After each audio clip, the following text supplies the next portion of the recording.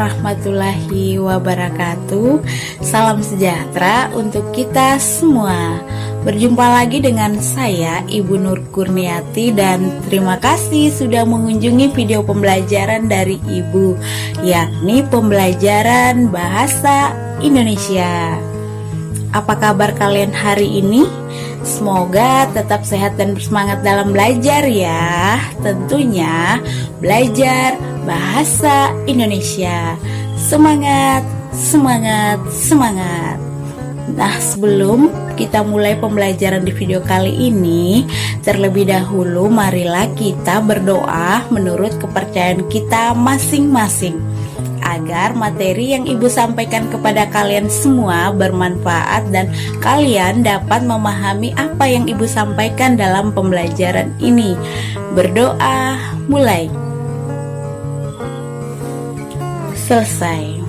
Nah, di video kali ini kita masih membahas tentang teks ulasan dengan kompetensi dasar yang berbeda, yakni pada poin 3.12, yaitu tentang menelaah struktur kebahasaan teks ulasan, baik itu film, cerpen, novel, karya seni daerah yang dibaca atau didengar.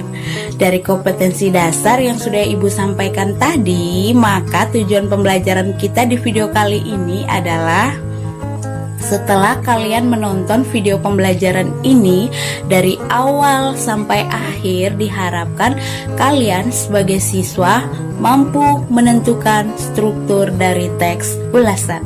Lalu yang kedua, diharapkan kalian sebagai siswa mampu menyimpulkan kaidah kebahasaan dari teks ulasan tersebut. Itu saja tujuan pembelajaran kita di video kali ini. Nah, kemarin kita sudah mempelajari bersama tentang kelebihan dan kekurangan dari teks ulasan, aspek penilaian yang harus diperhatikan dalam menceritakan isi teks ulasan, dan manfaat seseorang memiliki kemampuan dalam menceritakan kembali isi teks ulasan. Baik, setelah kalian mengetahui kelebihan dan kekurangan teks ulasan, aspek penilaian dalam menceritakan isi teks ulasan, dan manfaat siswa memiliki kemampuan menceritakan isi teks ulasan tersebut, kalian juga harus mengetahui bagaimana struktur dan kaidah dari teks ulasan tersebut. Mari kita bahas bersama ya. Yang pertama adalah berkaitan dengan struktur teks ulasan. Jadi, struktur teks ulasan dapat dibagi menjadi beberapa poin. Yang pertama adalah identitas karya. Lalu yang kedua adalah orientasi. Yang ketiga adalah tafsiran. Lalu yang keempat adalah analisis. Yang kelima evaluasi. Dan yang terakhir, yang keenam adalah rangkuman. Sekarang kita bahas satu persatu ya. Yang pertama adalah identitas karya. Nah, identitas karya ini mencakup beberapa hal, yakni ada judul, ada nama pengarang, ada penerbit, ada tempat terbit, kemudian ada tahun terbit, lalu ada jumlah halaman dan lain sebagainya. Pada bagian identitas karya ini biasanya dinyatakan langsung melalui daftar atau tabel, atau secara tidak langsung melalui paragraf deskripsi. Identitas karya juga tergantung pada karya yang diulas. Misalnya, jika kita mengulas sebuah novel, kita harus menulis identitas novel tersebut. Yang meliputi, yang pertama itu adalah judul novel, yang kedua pengarang novel, yang ketiga penerbit, yang keempat adalah tempat terbit novel, lalu yang kelima adalah tahun terbit novel, yang keenam adalah jumlah halaman novel, dan lain sebagainya. Yang berikut, jika film yang diulas, maka nama sutradara juga biasanya dicantum. Selain itu juga ulasan film juga dicantumkan, dan pada ulasan film itu juga akan memuat tanggal tayang, bukan tahun terbit.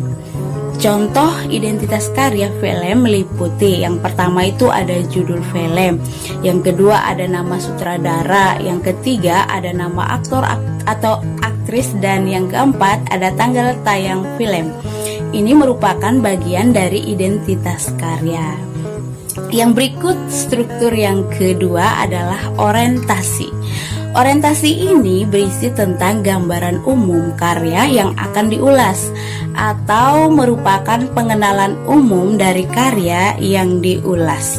Biasanya pada bagian orientasi ini menjelaskan mengenai bagaimana keadaan keberadaan karya yang diulas, apakah mendapat perhatian, atau bisa juga menjelaskan gambaran umum karya atau benda yang berupa nama, kegunaan, dan lain sebagainya. Berikut kita masuk pada struktur teks ulasan yang ketiga adalah tafsiran. Pada struktur ini berisi pandangan penulis sendiri mengenai karya atau benda yang diulas.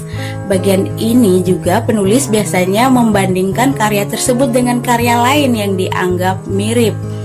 Penulis juga menilai kekurangan dan kelebihan karya yang diulas. Selanjutnya kita masuk pada struktur teks ulasan yang keempat adalah analisis. Analisis merupakan pemaparan unsur-unsur yang membentuk karya diulas. Misalnya tema, penokohan, atau alur dalam novel atau cerpen. Bagian ini sebetulnya adalah opsional dan dapat integrasikan dengan sinopsis. Namun analisis untuk pembentuk dapat membantu untuk memperlihatkan wujud karya. Lalu struktur yang kelima adalah evaluasi. Evaluasi ini berisi tentang penilaian terhadap karya, penampilan, dan produksi. Selain itu juga ada isi gambaran tentang detail suatu karya atau benda yang diulas. Selanjutnya kita masuk pada struktur teks ulasan yang keenam adalah rangkuman. Rangkuman ini berisi kesimpulan dari ulasan terhadap suatu karya dan juga membuat komentar penulis tentang hasil karya tersebut. Nah, keenam poin yang sudah Ibu sampaikan tadi merupakan bagian dari struktur teks ulasan. Lalu pembahasan yang berikut adalah mengenai kaidah atau ciri kebahasaan dari teks ulasan. Kaidah kebahasaan teks ulasan ini meliputi beberapa poin. Yang pertama adalah menggunakan kata sikap. Kata sifat sikap adalah kata yang berfungsi untuk mendeskripsikan pelaku dalam hal penampilan fisik atau kepribadiannya. Contoh kata lembut, nakal, bahagia, dan cerdas. Ciri kebahasan kedua adalah menggunakan kata benda dan kata kerja. Kata benda adalah kata yang mengacu pada manusia, binatang, benda, dan konsep atau pengertian. Kata benda ini memiliki ciri yaitu tidak dapat diberi kata tidak. Contoh kata meja, kambing, dan dokter. Kata meja, kambing, dan dokter tidak bisa dikatakan dengan tidak meja, tidak kambing, dan tidak dokter. Seperti itu. Sedangkan kata kerja adalah kata yang mengandung makna perbuatan atau aksi, proses atau keadaan yang bukan sifat. Kata kerja ini memiliki ciri yaitu tidak dapat diberi kata sangat dan agak. Contohnya kata bermimpi, menyapu, dan menulis. Kata bermimpi, menyapu, dan menulis tidak bisa dikatakan dengan sangat bermimpi, agak menyapu, dan sangat menulis. Sekarang kita masuk pada ciri kebahasaan yang ketiga adalah menggunakan majas metafora. Jadi majas metafora ini adalah pemakaian kata atau kalimat kelompok kata bukan dengan arti yang sebenarnya, melainkan sebagai lukisan yang berdasarkan persamaan atau perbandingan. Contohnya, pikirannya melayang-layang atau pikiran melayang-layang dapat diartikan sedang memikirkan hal lainnya. Berikut ciri kebahasaan yang keempat adalah menggunakan kalimat kompleks. Nah, pada teks ulasan ditandai dengan adanya kalimat kompleks atau kalimat majemuk, baik kalimat majemuk setara maupun kalimat majemuk bertingkat. Jadi, kalimat majemuk setara adalah kalimat majemuk yang terdiri atas beberapa kalimat yang setara atau sederajat kedudukannya. Kata penghubung pada kalimat majemuk setara dapat berupa dan, atau sedangkan, bahkan, lalu, dan kemudian. Contohnya, dia memiliki pengetahuan yang banyak dan juga selalu ingin tahu hal-hal baru. Sedangkan kalimat majemuk bertingkat adalah kalimat majemuk yang terdiri atas beberapa kalimat yang tidak setara atau sederajat kedudukannya. Pada kalimat majemuk bertingkat ada induk kalimat dan anak kalimat. Induk kalimat adalah bagian kalimat yang sekurang-kurangnya terdiri atas subjek dan predikat yang berpotensi menjadi kalimat. Sementara itu, anak kalimat adalah bagian dari kalimat yang tidak berdiri sendiri sebagai kalimat lengkap. Kata penghubung pada kalimat majemuk bertingkat dapat berupa jika, kalau, agar, sebab, karena, sehingga, dengan, bahwa, padahal, dan biarpun. Contoh, film yang dibuat untuk penggemar film animasi ini disajikan dengan penampilan gambar yang cantik sehingga mampu menyihir penonton. Itulah contohnya. Berikut ciri kebahasan yang kelima menggunakan konjungsi penerang. Contoh bahwa, yakni, yaitu.